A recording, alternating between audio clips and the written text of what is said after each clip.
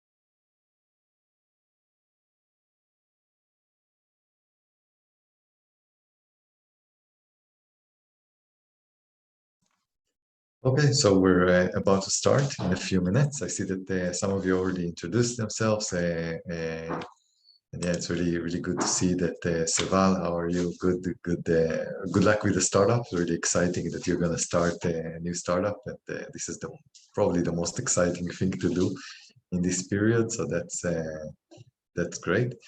So we have Koshik from Germany. Welcome as well. Yeah, we're gonna try to make this lecture a little bit relevant for both ecosystem developers and also for entrepreneurs. Hopefully, that everyone can benefit from it. While doing this lecture, if you have any questions, if you want to share something, feel free. I'm not gonna probably track the chat.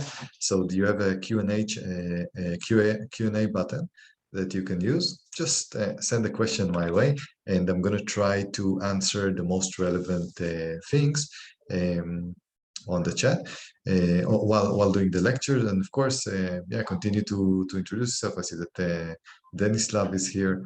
Working in South Yorkshire, really beautiful place. I did some really nice walks there last year. So that's great. And yeah, good. So I think that we're ready to go. So once again, during the lecture, feel free Q&A button, whatever question you have. And yeah, let me quickly share my screen with you. So today we're going to talk a little bit about developing your startup ecosystem. From the seed level to the global hub, hopefully that all of us are going to be in global hubs. My name is Eli David. I'm the CEO of StartupBlink. I'm going to tell you a little bit about StartupBlink in a second, and then yeah, move on to other things. So yeah, the agenda for today, we're going to do a quick intro about StartupBlink. Then we're going to talk a little bit about development stages of startup ecosystems of our cities, of our countries, a little bit of case studies from great ecosystems where you can build your startup, a little bit about how to evaluate your startup ecosystem. If you're a government, even if you're a startup, we're going to talk a little bit about why is it so important to be in the right ecosystem. A little bit about development strategies of startup ecosystems, and leave a little bit of a place also for questions and answers for all of you. Once again, really great to see people from all over, from the UK, from Germany, from Switzerland, and from many other places. So that's absolutely good. I see that we have someone from Boulder, the ecosystem of Bradfeld, a beautiful ecosystem. Um, well, let me quickly share with you a little bit about what we're up to in StartupBlink and how you can use what we're building for your benefit. So, as I mentioned, our site is startupblink.com. The beauty of the site is that it allows you to visualize startup ecosystems. That's basically a screenshot that we took from the site. The idea is that a lot of us are in the phase of trying to figure out, are we in the right place, or are we actually in a place that would not really help our startup grow? And we'll talk a little bit about that. So the site actually allows you to see a global map and figure out where are you located and how good is your local startup ecosystem. There are various ways to do it. You can browse this interactive map that is free. You can look at the rankings and you can see them here below the map. You will see ranking tables of 1,000 cities and 100 countries. So that's one more thing that you can use, and that's maybe the most recommended use. There are also ecosystem dashboards for all the ecosystems. I do want to tell you that we're also working with quite a few governments on research and policy advising. We're also building startup portals, beautiful startup portals for about 30 governments currently around the world, basically an interactive live portal that has a lot of data flow of what's going on. One of the things that we figured out is that many people don't really know what's going on. When they think about who is building what in their ecosystem, they actually see that they don't know what their neighbors are working on. And I think it's a little bit of a tragedy, because if we do know who is building what in our city, we can prepare better for either competition or cooperation. That's always important. So yeah, let's talk a little bit about, I know that we have a lot of entrepreneurs in the crowd. This slide is the most important slide that you will see in this lecture, specifically for the entrepreneurs. When we build our startup, we're thinking a lot about, should we go for investors? What should be the strategic, let's say, direction of our startup? What should we build? Who should be our co-founder? And so on and so on. I think that one of the most important questions is something that founders are not thinking about, which is, where should we build our startup? And it's a little bit counterintuitive that in many cases, we're building the place where we build our startup actually matters more than our skills and a little bit our luck as well, because the place where you build your startup actually answers a lot of those questions. Let's say if you're thinking about having like you think about raising investment, where you are is absolutely critical to your ability to raise investment. If you're thinking about finding co-founders, where you are is absolutely critical to your ability to finding co-founders. I'm telling you that if you're in a small ecosystem that without a lot of founders, your chance of finding a like-minded co-founder is incredibly small compared to a massive ecosystem in the style of San Francisco. Same goes for clients and suppliers. The high quality suppliers for your business are going to be probably in those good ecosystems and not necessarily in those ecosystems that are not really up to speed.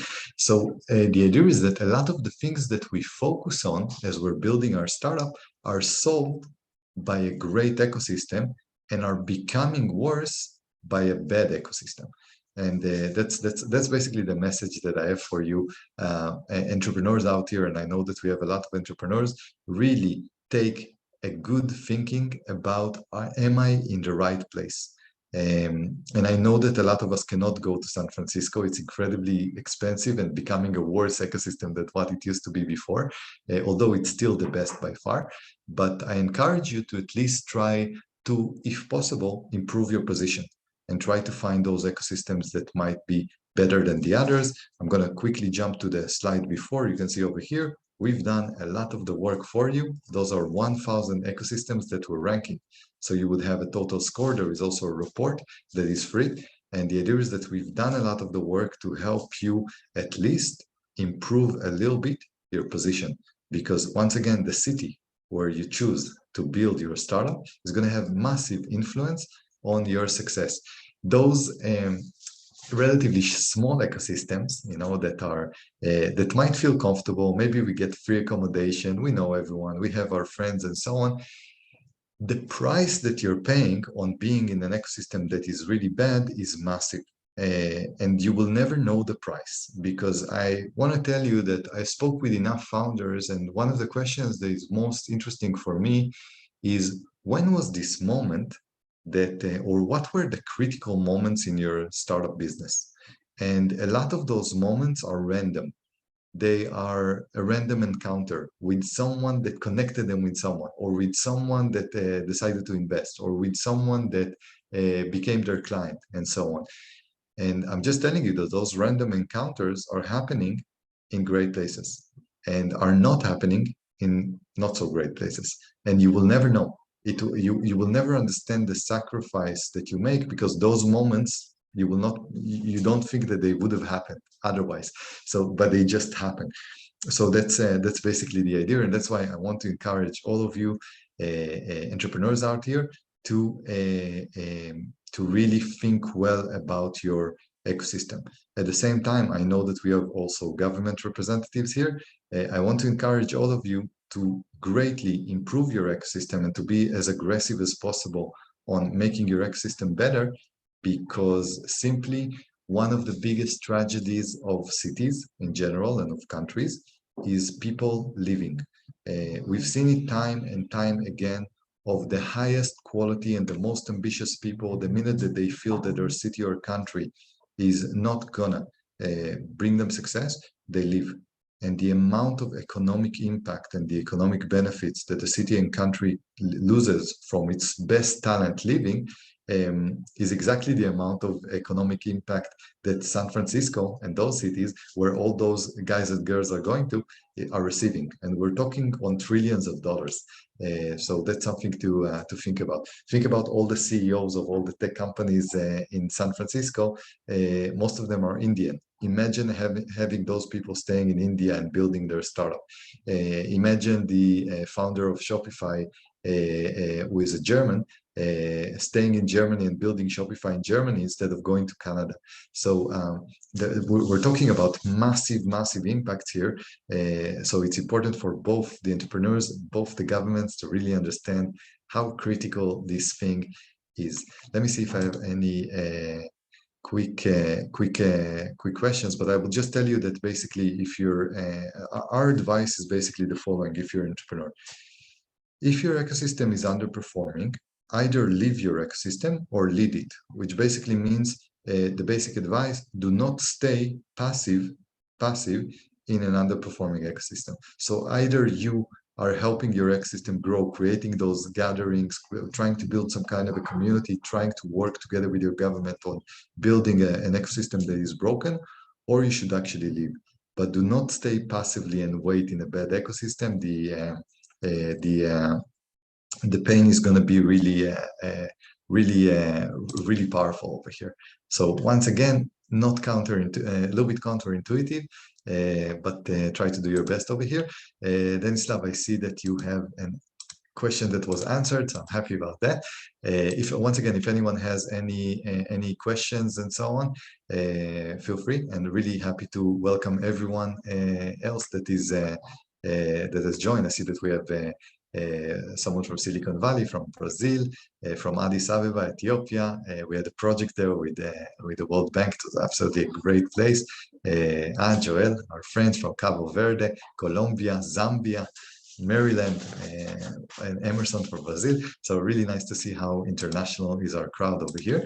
So yeah, now that we talked a little bit about why our ecosystems are so critical for us as entrepreneurs, maybe let's talk a little bit about what are those ecosystems? How do I know what is the phase of my ecosystem? So we're going to introduce a little bit of a layout of a few types of ecosystems that are out there. Hopefully you can all identify in which ecosystem are you. And that's important, because once again, we always want to upgrade if we can. I know a lot of us can't upgrade, and then go back to the previous point, lead your ecosystem. So if you're stuck, let's say, in a city, just because you love it, because everyone is there, and so on. Just make sure that the ecosystem is thriving. The pie is basically growing for everyone, including yourself as a connector and as a leader. But then again, sometimes ecosystems are so broken and the public sector really doesn't care to a level that you should probably do the brave thing and say goodbye. So yeah, so those are the stages. Let's talk a little bit about introduce those 4 types, the way that we categorize them. But of course, there's a lot of ways to categorize those ecosystems. The first one is actually not here, a non-existent startup ecosystem. A non-existent startup ecosystem, this is not the slide, it's a phantom slide, is an ecosystem where you don't know if there are any other startups out there. There might not even be a co-working space. There was never an accelerator. And people usually, when you tell them the word startup, are staring at you emptily and kind of wondering what the hell are you talking about. So those are the phantom ecosystems. Over here, if you can live and if you find yourself in a phantom ecosystem, please do. And if not, build it together, maybe with an active government official that understand the disaster that is unfolding in their city. The other stage, the more optimistic stage, would be the seed startup ecosystem. An example to this is, we just picked a random example because those ecosystems are usually ranked between 500 and 1,000 in our ranking, in the StartupBlink ranking. A random example to this is Santander in Spain. So those are ecosystems that haven't developed any impactful startups, but have a seed startup activity. There are a few people in the city actually working full-time on startups. There is some basic innovation infrastructure with a little bit of co-working spaces, a little bit of a low activity of accelerators. All of them are supported by the public sector because simply the private sector knows that if they put money in the ecosystem, they will not see the returns. So of course, the public sector has to be a lot more active in those cases. The startups that may be forming in the city, and I say may because a lot of the startup founders are going to start their startup in another city, although they were born in the city. But those that are scaling their startups and are becoming successful are very likely to move to a bigger hub or a bigger city. So this is something that is happening more often than not. Over here, as we mentioned before, the government involvement is fundamental. If the government is not playing an active role in growing the ecosystem has no chance, almost no chance to succeed in a way. Once again, in a city where the word startup is not that known, opening a co-working space on your own or opening an accelerator on your own, you're not going to see the returns. So the government has to be incredibly involved in those stages. As I mentioned before, the rankings is usually between 500 and 1,000 in the StartupBlink ranking, which are available for free for everyone at startupblink.com. Let's talk a little bit about developing startup ecosystem. Those are even a little bit better. Those are usually ranked between 121 to 500. Of course, there is a scale there, but the ones that are closer to 121 are much, of course, better. But generally, the idea of those ecosystems, the developing startup ecosystem, is that they demonstrate all the things that we talked about before, but in higher intensity. They're going to have more startups. They're going to have more stakeholders. There's going to be a bigger community. There's going to be more connection. The population is going to be aware of startups. There's going to be still a lot of public sector support of the startup ecosystem, and as I mentioned before, more co-working spaces, more accelerators. This is becoming a vibrant startup ecosystem, and Hanover in Germany is an example of exactly that. Then we're starting to go to the big leagues. The big leagues is going to be, an example would be Phoenix, the USA. The big leagues are usually ranked in our ranking between 31 to 120. This is what we call a regional hub. A regional hub is developed communities developed community that has a lot of founders, usually building high quality startups, not running away from the city anymore, staying in the city, especially if they're building a regional startup and not a global startup. Those startups allow you to either, you're going to see founders that are either taking advantage of the city becoming a regional hub and building things for the entire region, or even having a global mentality and going globally with our products from day one. Those cities usually have a few unicorn candidates or unicorns. Unicorns are startups that are valued above $1 billion. It's a very good sign for you entrepreneurs in the crowd if you have unicorns in your city. Because it's very hard to create a unicorn. You can only create a unicorn with the active help of a lot of investors. So if your city has a unicorn, you're in a good place. In a way, by definition, I'm going to give you a rule of thumb. If your city has a unicorn, it means that something good has been happening there in a way.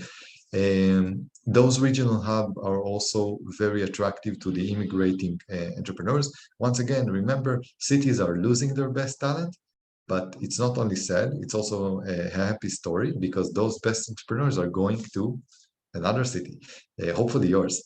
So hopefully your city is not losing its best entrepreneurs, but gaining actually the best entrepreneurs of other locations.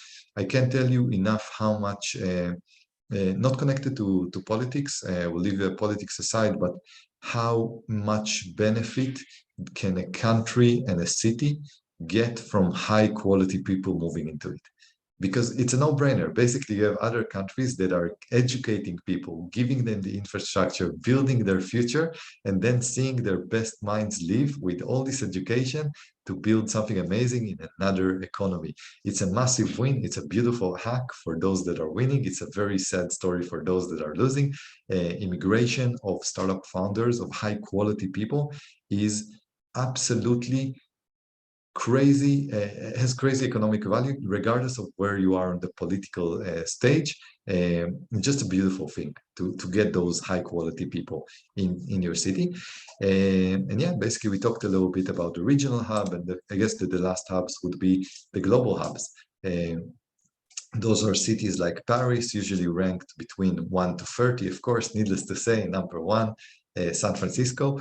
Although I have to tell you, San Francisco is losing a little bit of its, let's say, momentum lately, but it's still very clearly number one. Those cities are recognized as innovation powerhouses. They would have massive amount of immigration of founders to them, because everyone knows that this is the meeting point. If you want to build a global ecosystem, those are the place to go. I will tell you that there is, by the way, another class. The other class is the really global hubs. Those would be about maybe 6 or 7 cities, not more. Mainly San Francisco, Boston, New York, LA, Tel Aviv, London. That's basically it. Those would be that's the club of the creme de la creme, let's say, and the places where you really have a chance of building a global startup. Yeah, and usually those are international, multicultural cities, and yeah, just an amazing powerhouse and impact on the local economy and what you can achieve basically by building those things. We will do, hopefully, if we have time, a little bit of case studies about economies that are just, you can look at them as having a magical goose that just gives you golden eggs without stopping. And that's what's happening in a few economies now. Just gift after gift after gift every day. No need for oil, no need for gas. Just beautiful. So yeah, that's a little bit about that. So we introduced all the ecosystems out there, and I see that more people are introducing themselves from Tanzania and from Germany and Algiers and Wellington. So that's absolutely great. Questions? If you have any questions, feel free in the QA. Let me see if I can maybe answer one or two. Just a second. Yeah, Arif is asking about the potential of tapping diaspora networks in ecosystems. What do you see as the key challenge for diaspora networks in leveraging ecosystems? Diaspora is crazy important because once again, we lost our best people. They're now diaspora. They still have some kind of an emotional connection to the ecosystem. So if you're a smart city or country, especially country, you're gonna try to lure your diaspora to go back. China does that very well. I think that they call the class of Chinese living outside of China water turtles or something like that, and they just try to get them back to the ecosystem. Israel is doing that as well. Basically, if you have a connection with Israel, or if you're Jewish, you're getting free trips when you're 17 and so on to go free into Israel, to kind of like encourage you to do aliyah, to arrive to Israel and stay there. I think that for African countries, especially, the diaspora is critical. Places like Ethiopia, that has amazing diaspora, is a great example. Of the potential of the diaspora. But then again, you always have to remember, if your country and your economy are a joke, if your politics are corrupted, with all the good spirit and whatever, no one's going to go back from the States to your country if the conditions are not there, if bureaucracy is there. It's just a sad place. So we can count a lot of diaspora, but mostly for donations. The real value is, will they come back? You have to work hard for them to come back. So that's the idea. Kyle is asking about, do you have any suggestions for improving the probability of random encounters with other entrepreneurs using in the age of COVID? I have to tell you, COVID is a disaster, I think, for entrepreneurship, because of those random encounters are no longer happening. I would encourage you, since most of you are young, still in the age, get vaccinated and go out. Just meet as many people as possible. There is no way around it. And there are very, very few ways to meet your potential co-founders and so on online. However, I will tell you, okay, so this is the first thing, when you have not built something. If you have built something, just make it better, because people cannot ignore beautiful startups. Beautiful startups are an art. So if you've created something and you manage to hit some kind of a critical mass, then it's going to be enough, basically, to get people attracted to you. But if you still don't have the startup, and if you're still in the building phases, I would encourage all of you not to disappear in the metaverse just yet. Go out to those small events, to those meetups and so on, and just try to meet as many people as possible with the mindset of meeting. You can't build things on the cloud, not yet, not relationships, not the most important connections. So just go out. And by the way, if you're in a country that is a little bit paranoid about gatherings and so on, and they don't allow anything, go to another country. It's as simple as that. Arif is asking about the recordings. Yes, there's going to be a recording. It's going to be also in YouTube, so we're going to be famous one day. Shevad is asking, what do you think about Istanbul? I don't have opinions about specific places. We do see some kind of a growth. Turkey always had the potential of becoming a regional hub. We're working with a few municipalities in Turkey, in Istanbul and in Izmir. Of course, the geopolitical situation has to stabilize a little bit. The economy, once again, has to stabilize, because when the economy is not stable, our best people are leaving. And that's a problem. Once again, it's all about talent. And when the talent is leaving, we're in a situation that it's a little bit of a problem. So yeah, that's a little bit that. We have other questions, but I'm going to try to get to them. Emerson, I'm not sure I really understood your question, so if you can elaborate a little bit, I will be happy to answer it. Good. So let's talk about how to evaluate your startup ecosystem. Once again, why is it important? If you're a government, you want to know how you're doing. If your ecosystem is horrible, then you have to put more resources into spending more cash, throwing cash at the problem. If you're a startup owner, you want to know how your ecosystem is doing, so you can move to a better place. Or should I stay or should I go? The problem of always.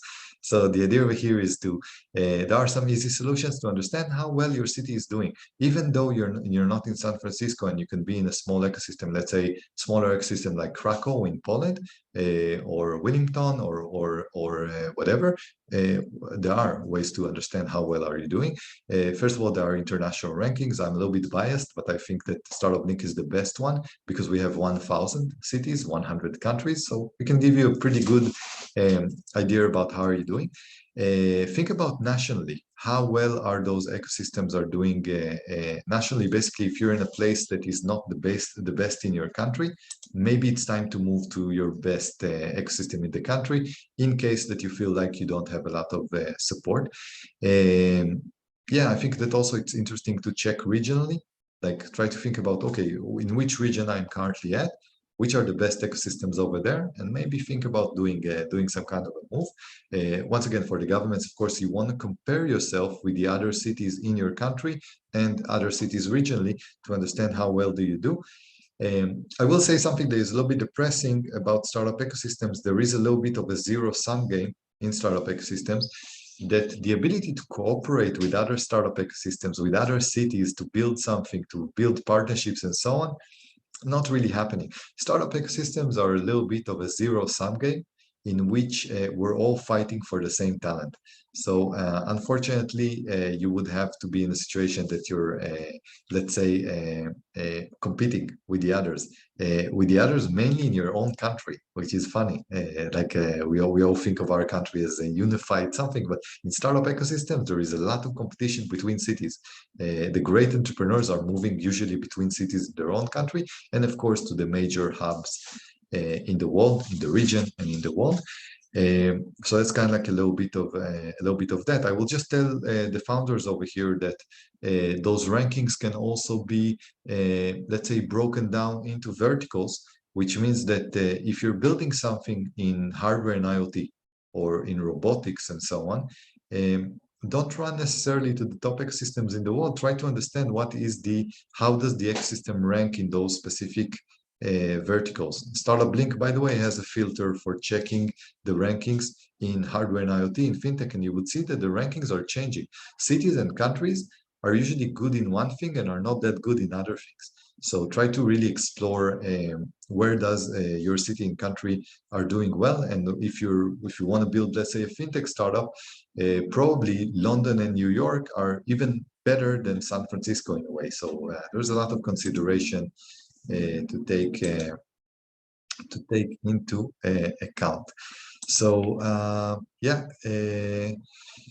Sheila is asking, how is the DC startup app? Go to startupblink.com, you will see the rankings. I think DC is currently, Washington DC is ranked at number 20 globally, doing well. It's one of the top ecosystems. It's definitely in the top 7 or 6 ecosystems in the US.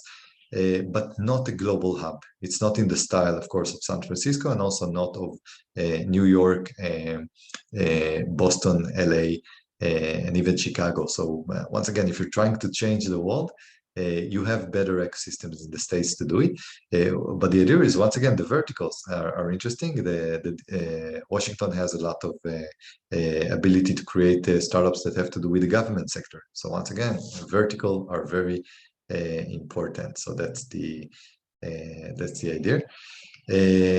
Emerson is asking that if the startup does not have the global mindset, what are the chances to leave its ecosystem? Yeah, so let's talk a little bit about the global mindset. If you have a global mindset, you do not want to stay in a low quality ecosystem. Let me repeat again, if you have global ambitions to build the next Facebook, to build the next Google, staying in an ecosystem that is not in the one of the top 7 that I mentioned before, and mainly San Francisco, is not a good idea. So that's a little bit about that. But I will tell you that there is some kind of a beauty for if you are born in a country that has a massive amount of population. And by massive amount of population, I'm talking about countries that usually have more than 50 or 60 million people, or hopefully more than 100 million people. I think there are only 5 countries like this: China, India, USA, Brazil, Nigeria, and so on. There are about 10 probably. The idea over here is that you don't have to compete with the entire planet. You have a good enough high quality market where you are, and that's good enough. So the idea is that there is a blessing in being in a place that has massive amount of population in a way. So that's kind of like something to think about. I will also tell you that one of the other things that we discovered is that if you're actually from a very small startup ecosystem, it's also a blessing because you're more likely to work globally from day one. So Israel is an example like this. If you're in Israel and you're building a startup for the local market, you would be a joke. Nobody would speak with you because there is such a small market in Israel that basically you would be pushed from day one to build something that is global. So there is a blessing in being a big country, and there is a blessing in being a small country, and there is a curse in being a middle country. A middle country is something in the style of between 15 million population to 50 million population. This is exactly the problematic zone. You don't have enough population to make you anything close to a unicorn, and you also have the temptation to bootstrap and build something for your local market. So that's kind of like a little bit the tragedy of the medium-sized countries in a way. Let me actually turn on the light because I see that I'm really getting in the dark here. But feel free in the meantime to ask any other questions if you have anything else, and I'll be with you in a second. It's a really nice to hear your questions. Like you have a lot of very interesting questions, so that's good. I see that Koshik is asking, is there a startup ecosystem that is the ideal startup ecosystem? No, basically there is only a startup ecosystem that is ideal for you, which means that you have to understand what are your ambitions. Are you trying to change the world? Okay, pick the ideal ecosystem for you are going to be in the top 5 global startup ecosystems. Are you trying to build something as a solo entrepreneur that will be a lifestyle business? You might as well stay in a low cost place that has a little bit of startup activity, but leave it at that. Are you trying to build something that has to do with hardware and IoT? Go to an ecosystem that is good in hardware and IoT. So there is no one ideal ecosystem. There is only the ideal ecosystems for you. And that's why I mentioned before that we as founders, we have to spend quite a lot of time discovering what are those ecosystems and dedicating some thought to it. Most of us are actually not doing that, and that's a little bit, let's say, sad in a way. So once again, if there is only one thing that I can encourage you to do is to rethink about, am I in the right place? Christoph is asking about, do we have rankings per sector? Yes, we do. If you go to report.startupblink.com, you would see the report. It has 330 pages. Go to the last pages. It would have a ranking by sector as well of the cities and the countries. So hopefully that would give you a few answers. Emerson is asking a really interesting question about what is needed to create a global mindset. So let me tell you a little bit about what is needed to create a global mindset. More than anything is seeing your, I can tell you my experience from Israel. I'm currently in Valencia in Spain, but from what I know in Israel, what is needed to have a global mindset is to see how your neighbors and the people around you are making millions of dollars by building a global startup. And that's it. That's basically all you need. You just need to see people that are successful, going crazy with envy of saying, hey, we studied in the same classroom together. He was a total idiot. How come he has millions now? And then you're going to build something for the global market as well. And that's usually what happens. I remember in Israel back in the year 2000, I think it was 2000, I was in the army back then, and we were in our unit, and this is how it really works. So basically, we got our newspaper, and the headline was an Israeli startup called ICQ. I don't know if some of you are the ancient ones here remember ICQ. Was sold to AOL. I don't know if anyone here remembers AOL, America Online, for $100 million. And then I still remember this day, everyone in my unit started talking, what is this? How did this guy do that? They just started the company 2 years ago. They already have $100 million. And then everyone started to make plans about building their startup. So the idea is just to have the inspiration and to feel like you can do it. There is another interesting story, by the way, that resembles this a little bit. There was a race. I don't remember which race it was. I think it was a few kilometers race that no one ever went down from 10 minutes or 14 minutes or something like that. It was considered impossible. And the minute that one person managed to do that, in the same year, about 7 other people did that when they saw that it's possible. So for your question, Emerson, about what makes a global mentality and an ecosystem very successful, just people seeing other people being successful and saying, I can only do that. I can also do that. It's also within my my capabilities. So that's the idea. Yeah, I think that let's see. I think we have a lot of other questions, so we'll try to take a few of them. That's okay. I think the lecture itself is a little bit boring. Cheval is asking, do you think it's a good idea to compete with really big corporations? Generally not. Generally, absolutely not. What you want to do, it's just like saying, do you want to go to war against a massive nation with weapons that I don't have? I think that what you want to do, especially if your resources are few, is to find things that those big corporations do not have and ask them to do joint ventures and so on. Those big corporations are very, very interested in open innovation. And they know that they don't innovate well just because they're big and they lost a little bit their creativity. So that's an idea.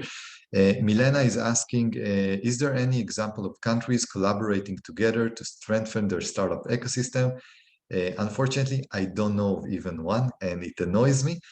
I'm a very big fan of cooperation, and I think that I always try to find win-win solutions whatever I do.